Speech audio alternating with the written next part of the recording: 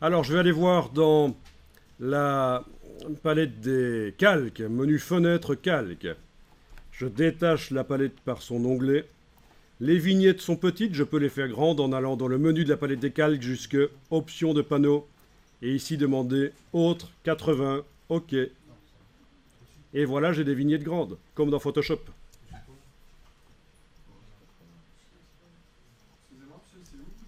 Donc c'est dans menu de la palette des calques, options de panneau, autre, vous indiquez 80, OK, et vous aurez des grandes vignettes comme dans Photoshop.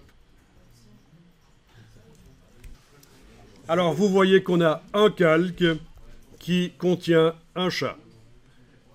Enfin, ou n'importe quoi d'autre, si vous avez une girafe, n'importe quoi c'est bon, sauf les dindons, je vous ai dit que ça fait cracher Illustrator. Surtout quand ça commence à glouglouter. C'est ça le pire. Alors, je rigole bien sûr. Vous ouvrez le contenu du calque et vous voyez qu'il y a un fichier lié. Quand vous avez un nom d'objet qui est entre ces signes inférieurs et supérieurs, ça veut dire que c'est Illustrator qui a choisi le nom pour vous. Bien sûr, on peut renommer si on veut, en double-cliquant sur le nom, mais dans ce cas-ci, ça n'a pas d'intérêt de renommer. En tout cas, voilà, on a une image dans un document Illustrator, c'est tout ce qu'on a maintenant. Et on va demander de transformer ça en vecteurs. Les vecteurs qui pourront être manipulés avec les flèches ici, avec les outils ici, avec plein de choses. Donc c'est l'intérêt, c'est des illustrations. On va faire des vecteurs. Eh bien, il faut arriver à sélectionner ça. Alors la flèche noire, quand on clique avec la flèche noire à côté, ben, c'est comme dans InDesign, ça désélectionne. Et pour sélectionner les choses dans InDesign, vous vous souvenez, il y avait les petits carrés. Eh bien ici, il y a les petites cibles. Le fait de faire ça ne sélectionne pas l'élément. Ce qu'il sélectionne, c'est la cible. Voilà. Bien sûr, on peut aussi cliquer sur lui avec la flèche noire, mais ce n'est pas toujours aussi facile que ça. Parfois, il faut les sélectionner par la palette des calques, parce qu'ils sont l'un sur l'autre, etc. Mais vous savez maintenant que c'est la cible. Le fait d'activer la vignette n'active pas l'objet. Votre objet est sélectionné, votre image. Nous allons chercher la vectorisation dynamique. Menu Fenêtre, vectorisation de l'image. Menu Fenêtre, vectorisation de l'image. Alors, le simple fait d'enclencher l'aperçu, en ayant l'objet sélectionné, va vectoriser. Qu'est-ce qu'on obtient maintenant? Eh bien, l'image a été encapsulée dans un objet qui s'appelle vectorisation de l'image. Donc vous avez coché la case aperçu dans la boîte vectorisation de l'image. Alors par rapport à tout à l'heure, si on zoome, si vous avez l'œil du graphiste, vous voyez que les choses ont changé au niveau du dessin. Et également, ce qu'on visualise, c'est la vectorisation, c'est-à-dire que les pixels, on ne les voit plus. C'est parce qu'on est en affichage, résultat de la vectorisation.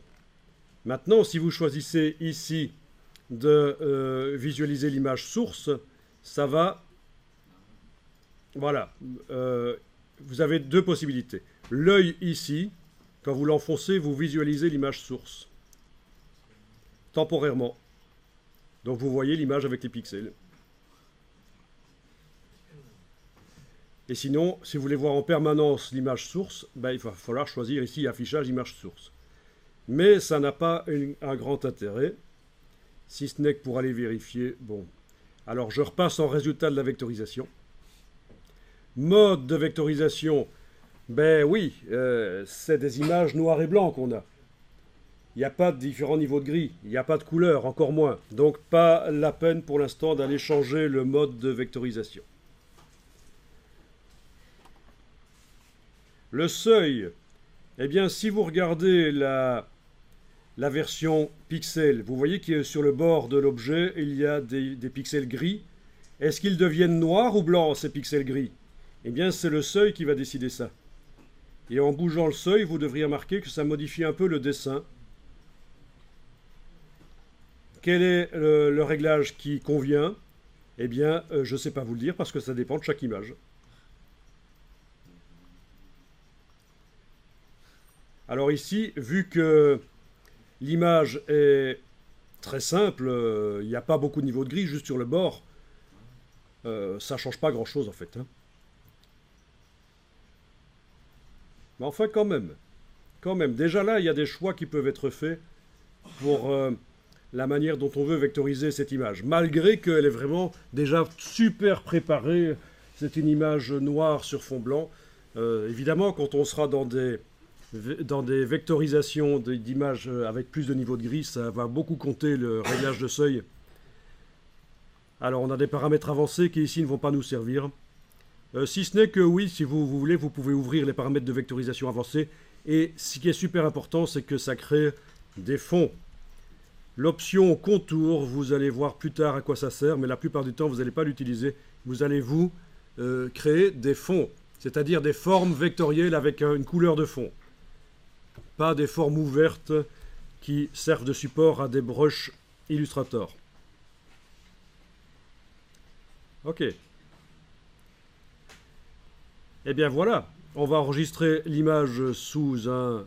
Enfin, le document Illustrator, on l'enregistre. Voilà. Ici, j'enregistre plus que nécessaire, je change plus que nécessaire le nom. Après, je vous refilerai tous les documents.